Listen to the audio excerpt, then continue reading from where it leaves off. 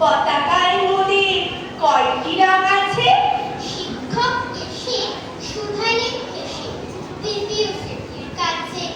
একসাথে মিলে সব ছেলে বলে চিৎকার করে জোরে, তিনটি বর্ণ রয়েছে রাঙানো জাতীয় পতাকা জুড়ে। শ্রেণীর পিছনে বেঞ্চের কোণে শিশু ছিল এক বসে। পতাকার মাঝে 5 রং আছে বলল সে মৃদু ভাষে। কথা তার শুনে বাকি শিশুগণে হেসে খায় লুটোপুটি। শিক্ষক রেগে বলে থেকে বোঝাও কি করে 5টি।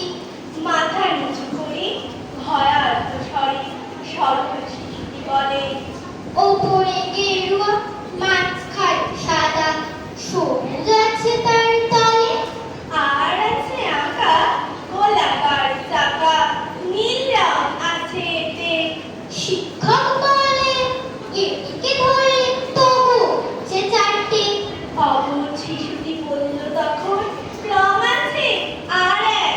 লাল লাল চোখ দাগ দেখা যায় ওই পতাকার মাঝে। বাবাকে যখন আনলে ওরা কফিনের ঢাকা খুলে, জড়ানো রয়েছে দেহখানা তার পতাকা আর ফুলে।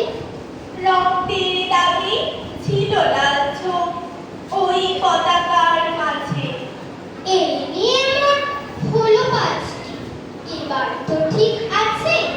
সরল শিশুটির জবাব